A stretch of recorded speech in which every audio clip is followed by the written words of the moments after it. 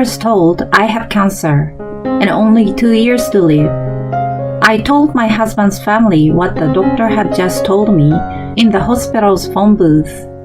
I expected that they wouldn't say harsh words to a woman who had been told she had only a few years to live. But I was wrong. Yay! I will get life insurance then. My husband's family was very happy to hear the news. I don't usually get angry, but when I heard those words, I lost my temper and went back to my parents' house. 3 years later, I received a call from my angry husband's family. It's too late for you to find out now. My name is Natalie. Ever since I was a little girl, I was chubby and the quiet type, so I found it difficult to get along with the people around me. I was often bullied and had no friends, so I spent most of my school days studying. In junior high school, I was bullied in such a way that the unpopular student had to confess his feelings to me and go out with me. Of course, I once tried to change myself by going on a diet, but no matter what I tried, it didn't work and I gave up.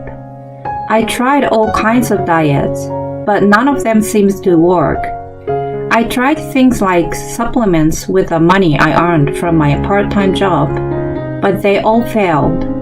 At home, my mother was divorced and she was raising me as a single mother, so I could not talk to her about my problems at school. I did not want to cause unnecessary worry to my mother, who was doing her best to raise me by herself. She would ask me about school, but I would always lie and say that I was having a good time with my friends. However, I was able to get pretty good grades, probably because I worked so hard on my studies in such an environment. With this, I might be able to get a good job and repay my mother.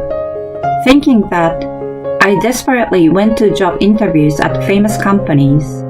I eventually got a job offer from one of those famous companies and started working right after graduating from college.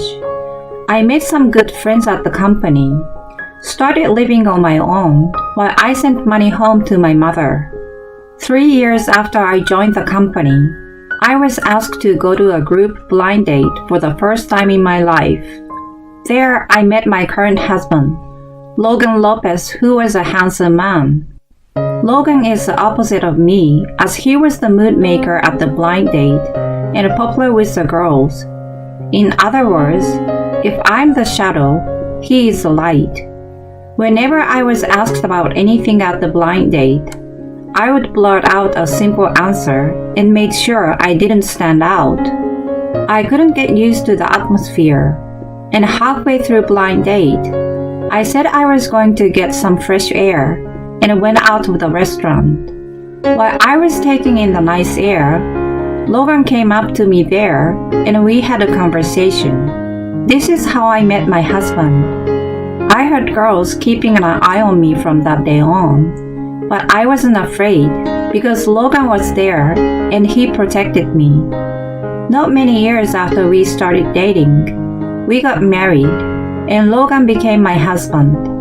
But I had no idea at the time that our days of happiness would turn into a nightmare. Excuse me, Natalie. I've always told you to finish cleaning by morning, haven't I? It's impossible to work efficiently with a body like that. My mother-in-law, who is sarcastic, and my sister-in-law, who makes fun of me. These two people never get bored of making offensive remarks to me every day. Since I got married, I have been living with my husband and mother-in-law, and I pay for all the living expenses and utilities. My sister-in-law comes to visit our house occasionally to make fun of me. Our house is newly built, which I bought for a happy married life with my husband. It is the opposite of the happy life I had envisioned though. My husband does not pay for anything related to our living, and he comes home late at night. Even though he was aware of what my mother-in-law and sister-in-law were saying to me, he never showed any signs of helping me, unlike when we dated. Ever since we got married, My life has been like this every day. Perhaps because of this stress, my health has not been so good recently. I was sluggish, feverish, sometimes had difficulty breathing, and was frequently anemic, which was terrible. But every time I asked my mother-in-law about going to the hospital, she always said the same thing. You can't take care of yourself because of your sloppy figure. Do you really need to go to the hospital? I was treated the same way at home as when I was a student, even at my age. It is very hard to find a place and time to rest in the house I live in. My husband, who used to always help me, has now joined my mother-in-law and sister-in-law's side. There is no place for me anymore. I thought that every day, so I didn't dare to rebel. I spent money, worked, and lived for my husband's family, not for myself. I realized along the way that he had married me as a money grabber because my salary was very good. I was honestly angry, but I didn't have the courage to divorce him and go back to my parents' house, so it has stayed this way. Even though I knew that my husband was involved with several women and that my mother-in-law had a gambling habit, I pretended to ignore it. I had all the evidence I needed just in case, but my lack of courage prevented me from revealing it. However, if the opportunity arose, I would be able to proceed smoothly with this evidence. With that in mind, I kept the evidence in a safe place. The stress of my daily life continued to increase day by day, and I finally collapsed at work. I found myself in a hospital bed with an IV in my arm. I did not know why I was in the hospital. Soon after I woke up, a nurse came to me, followed by my doctor. Are you feeling alright? Yes, I'm fine. Have you felt any physical discomfort anywhere recently? Tiredness or nausea, for example? In response to my doctor's question, I tell him that I had been sluggish, feverish, sometimes had difficulty breathing, and was frequently anemic. The doctor told me that I would be kept in the hospital for a few days and left. The nurse said that after I collapsed at work, my boss found me right away and called an ambulance.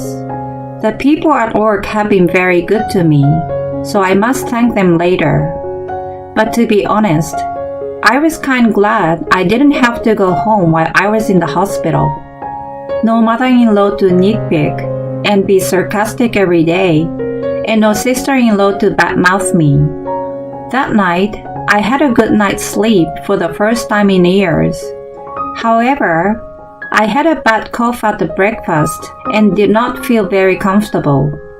Just the day after I was brought to the hospital, I began to notice more and more discomfort in my body, and I talked to my doctor about it. The doctor said he would extend my hospital stay and do a detailed examination. At this time, I had no idea what was happening to my body. 2 days later, when the tests were to take place, I began to feel my muscles weaken. The doctor told me that I should stay in the hospital for a month.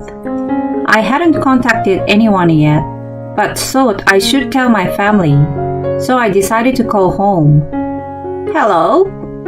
Hello, this is Natalie. I'm calling because I'm actually going to be in the hospital for a month. Oh, really? It's so peaceful without you. Take care. Just please make sure to do the usual payments. My mother-in-law answered the phone and immediately hung up with only that when I told her I was going to be in the hospital. Well, I expected this, so I was not surprised. While being sarcastic, she asked me to make sure I paid the bills. I wondered what they would do if I didn't pay the rent, utilities, and other bills. I also happened to find out in the process of cleaning up the house that my mother-in-law actually owed a lot of money. She had been putting off the repayment of that debt for so long. that it had gotten to the point where she asked me to make the payment. It was shortly after we got married, so she wasn't that bad. But after I promised to make this payment, her attitude changed drastically. Looking back, I really wonder why I made that promise. However, not knowing what she would say if I rebelled now, and not having the courage to rebel either, I had no choice but to listen to my mother-in-law. Then, 2 weeks after I was hospitalized, my doctor came to my room. Good morning, Miss Lopez. I'm here to tell you the result of the test. Thank you very much. How are they? It is a very serious matter, but you have cancer. For a moment, my thoughts stopped. It would be hard to accept being told out of the blue that I had cancer. However, I had to accept it considering the sudden abnormality in my body. A real disease is where a healthy body gets worse and worse. At first, I thought it was just fatigue or a cold, but the true name of a disease cannot be determined without an examination. No one would know. The doctor told me that I had already reached a critical point, that I should expect to live only a few years, roughly 2 at the most. That's what I was told. 2 years to live. That sounds like a very long time, but it is very short. What shall I do now? That might be the first thought of those who have been told their life expectancy. In my case, I regretted my life first. I was harassed and ridiculed for a long time because of my body shape, but I was blessed with a good job. I thought I met someone nice and that it would change my life, but that was short-lived. I had more problems I had to face at home, and my life was the same as before. My life is too painful to tell. Okay, thank you for letting me know. Can I stay at home for the rest of my life? As long as you come to the hospital regularly and take your medicine every day, that would be possible. The doctor allowed me to stay at home, so I was returned home in a few days. But I had to tell my family that I had been told I only had few years to live. Even my mother-in-law, who had been so rude to me, would probably be a little worried about me. I made a phone call thinking that, but of course, that never happened.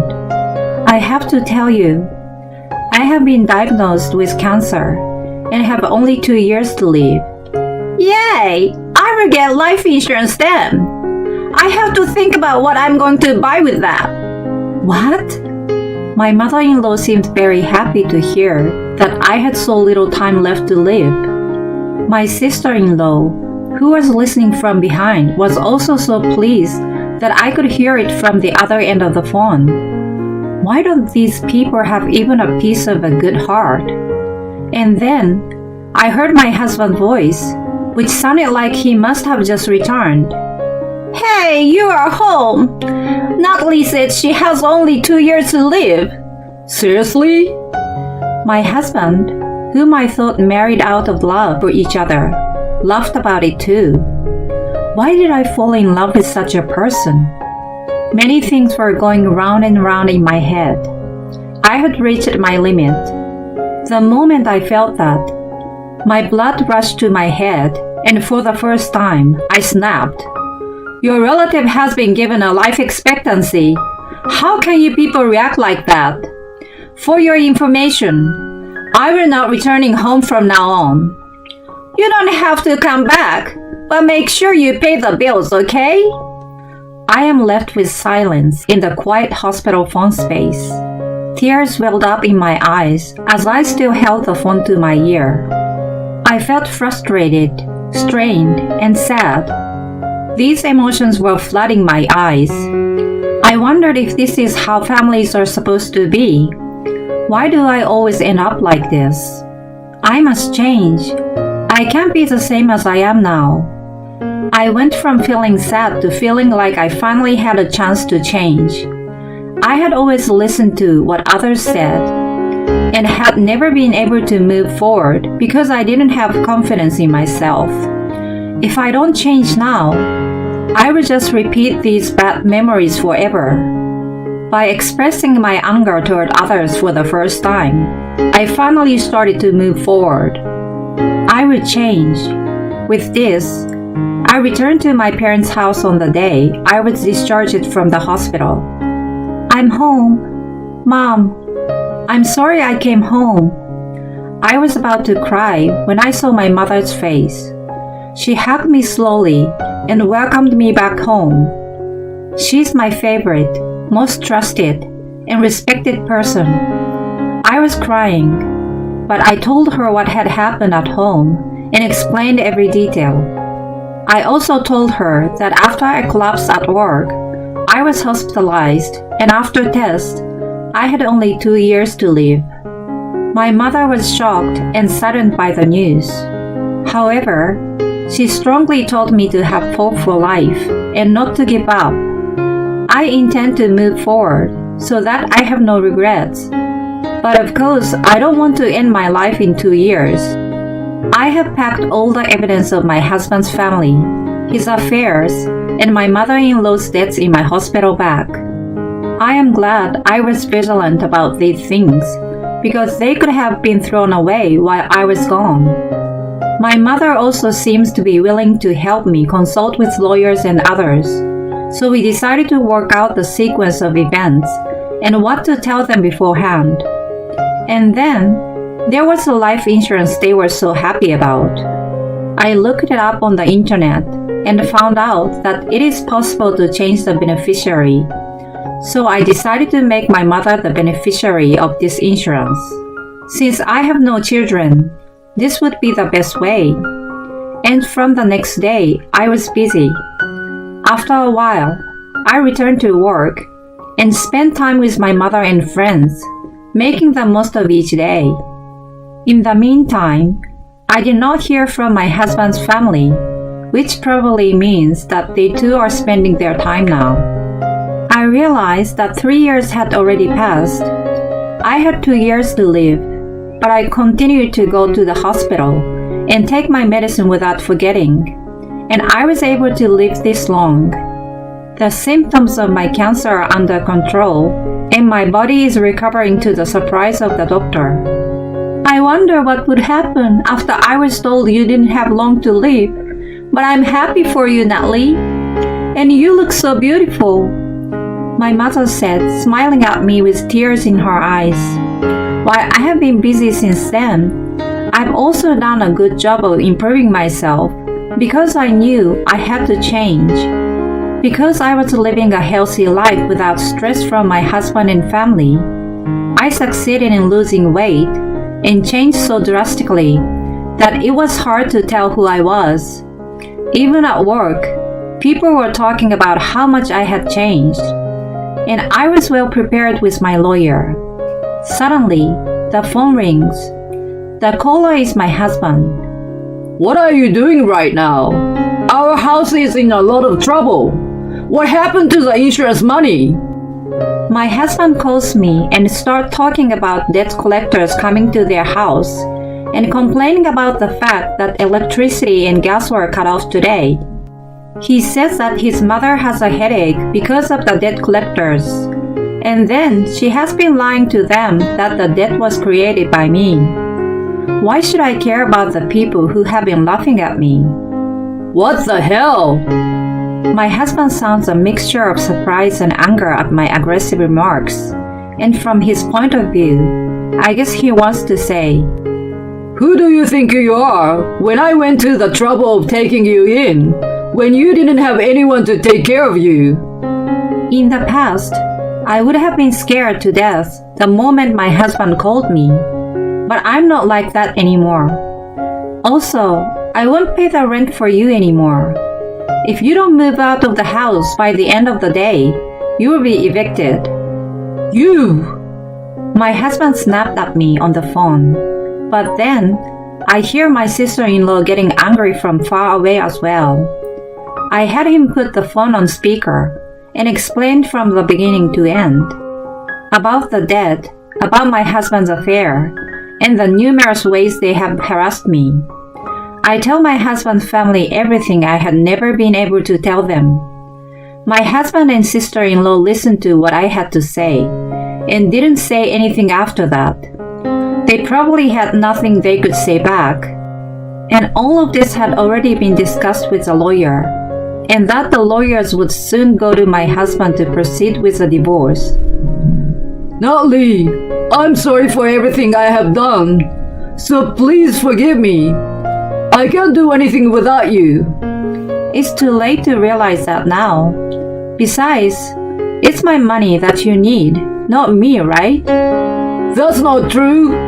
The truth is that I was grateful, but my mother and sister threatened me. My sister-in-law snapped at my husband when she heard that statement. Even I could tell right away that the statement was a lie. I was amazed at how he could lie without hesitation. I'm sure my husband will get the cold shoulder from his family after I'm done talking. My in-laws were a mess. This is what they deserved. Nothing you can say will change my mind. Please proceed with the divorce with my lawyer.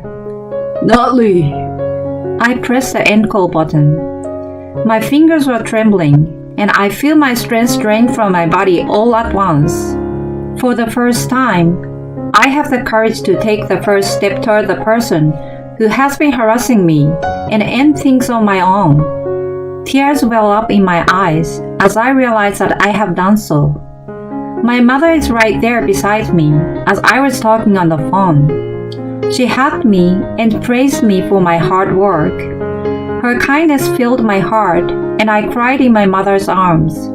The tears were not tears of sadness, but tears of joy that I had changed. It was clear to me that at this moment, I was no longer the same person I was before, and my consciousness faded away as I left these words behind. Thank you, Mother. I woke up 3 days later. My body was equipped with various machines, and thanks to the oxygen mask, I could barely breathe, but I could not speak. I kind of understood the situation and overheard my mother and the doctor, who was sitting near my bed. This is probably her last moment. Thank you for everything you have done, doctor. Oh, I'm close. I was calm, as if I knew. Natalie, you've worked so hard. You did great. She looked with pain in her eyes as she squeezed my hand as hard as she could and patted me on the head. I wanted to say something to her, but the hardest part was that I couldn't even do that. I couldn't even move my body freely anymore. I wanted to express my gratitude directly to my mother, who was closest to me and helped me in so many ways. Natalie, after that, we were able to get a divorce for you. It was because you worked so hard. My mother tells me many stories as she cries, but even her words are becoming more and more distant from me. I can only hear the sound of a machine surrounding me. I felt my consciousness fading away, and I knew it was the end. I squeezed my mother's hand back with my last bit of strength, and I mouthed, "Thank you." God gave me a chance to change, and I properly accomplished that chance. So I don't have a single regret. If there's a next life, I would like to live as myself again.